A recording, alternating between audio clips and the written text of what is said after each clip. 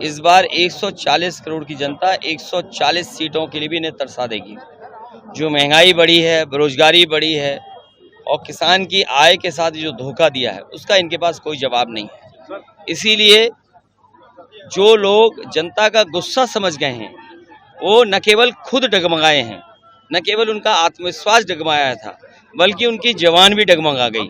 जो मुख्यमंत्री दूसरों को भ्रष्टाचारी कहते हैं, दूसरों को माफिया कहते हैं, आज सबसे ज्यादा खनन और सबसे ज्यादा सोनभद्र के रिसोर्सेज की चोरी कोई कर रहा है तो वो भारतीय जनता पार्टी और उनके सहयोगी लोग। और आप देखते होंगे कि सब के सब उनके मंच पे रहते हैं या मंच के आसपास रहते हैं। तो जो लूटने वाले हैं सोनभद्र को वो सरकार के मंच पे रहते हैं। तो ये जनता सब बात समझ गई है, इसलिए जनता इन्हें हराने जा रही है। इनके पास कोई रास्ता नहीं है और किसी भी जगह चले जाएं उन जगह तो चुनाव खत्म हो गया है। सुना है कि जहां पर विवेकानंद जी कभी मेडिटेशन किए थे वहीं पर हमारे देश के प्रधानमंत्री जी मेडिटेशन करने जा रहे हैं। ये मेडिटेशन की जरूरत तो पहले थी, 5 साल पहले या 7 साल पहले, जब आपको देश के लिए काम करना था। अरे 10 साल के बाद तो आपको फुर्सत ही फुर्सत है, आप जितना चाहोगे उतनी मेडिटेशन कर लोगे। और दूसरा, वहां तो भारत की सीमा खत्म हो जाती है, उसके बाद तो आगे पानी पानी है, पता नहीं कहाँ चले जाएंगे उसके आगे। कहीं ऐसा तो नहीं अंटार्कटिका की तरफ जा रहे हो, क्योंकि गर्मी बहुत है यहाँ। और याद रखना, ये गर्मी के कारण भी हार रहे हैं। जो जनता को परेशान किया इन्होंने गर्मी में, ये जनता इन्हें हराएगी इस बार। अभी मुझे सुनने, हालांकि उनके बारे में नहीं कहना चाहिए, शहजादे शह भी देंगे, मात भी देंगे।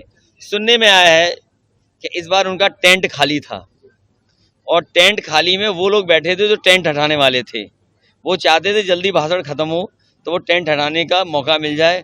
उतने लोग टेंट में बैठे थे जो टेंट हटाने के लिए आए थे मजदूर। सर, बीजेपी नैरेटिव बना रही है कि अगर इंडिया जीतती है तो ST/SC OBC का आरक्षण। देखिए, जो आप पढ़े लिखे लोग हैं वो बात समझ लें, पिछड़े दलित आदिवासियों का आरक्षण अगर किसी ने छीना है तो बीजेपी ने छीना है। पहले पिछड़े दलित आदिवासी जो बच्चे होते थे, कंपटीशन में आते थे, वो सामान्य कैटेगरी में भी नौकरी पा जाते थे, उन्हें सामान्य मेरिट में भी शामिल किया जाता। उनको अगर पाबंदी करके अपने अपने जो सेगमेंट है उसमें उनको बांध दिया है। पिछड़ों को अपने में बांध दिया, आदिवासियों को अपने में बांध दिया, दलितों को अपने में बांध दिया। कोई भी जनरल कैटेगरी में नहीं आ पाएगा। और जो जनरल कैटेगरी है वो 50% की अगर हम माने तो उसी में धर्म आता है। तो आप खुद सोचिए कि धर्म के आधार पर आरक्षण किसको ज्यादा मिल रहा है और किसने ज्यादा किया है, और वहीं पिछड़े दलित और आदिवासियों का आरक्षण किसने छीना है। 1 तारीख आप लोगों की बैठक, वो इसलिए बैठक है क्योंकि बीजेपी वाले झूठ बोलने में बहुत आगे हैं, झूठा प्रचार करने में बहुत आगे हैं। मैं आप लोगों से भी कहना चाहता हूं कि 4 जून को अच्छे दिन तो आए नहीं, खुशियों के दिन आएंगे, प्रेस की आज़ादी के दिन आएंगे। उस दिन मित्र मंडली तो बदलेगी ही बदलेगी, मंत्रिमंडल भी बदलेगा और मीडिया मंडल भी बदल जाएगा। सवाल चेहरे का नहीं है, सवाल दिमाग का और सोच का है। दिमाग ऐसा हो जो आदिवासियों का दुख दर्द समझता हो, सोच ऐसी हो कि आज के समय पे टेक्नोलॉजी चीज़ें हैं या जो ज़रूरतें हैं उनको पूरा कैसे कोई कर सके। सवाल चेहरे का नहीं है। हमें वो चेहरा नहीं चाहिए जो बार बार रंग बदल करके आता है, अपनी ड्रेस बदल करके आता है, मेकअप करके आता है। हमें ऐसा कोई चेहरा नहीं चाहिए। हर चुनाव में ओपिनियन पोल दे रहे हैं बीजेपी वाले कि हम इतने इस चरण में इतना देखिए, चुके हैं। तो जिसका दाना उसका गाना, जिसका दाना उसका गाना। तो जिसका चाहिए आपको वो अपना दाना दे दे, वही ओपिनियन आ जाएगा। आप कितनी सीट जीत रहे हैं? इस बार बीजेपी का सफाया होने जा रहा। अभी तक तो मैं सोचता था कि क्यूटो में लड़ाई है, लेकिन कल की रैली के बाद ये लग रहा है कि क्यूटो भी देश के प्रधान सांसद जी हारने जा रहे हैं।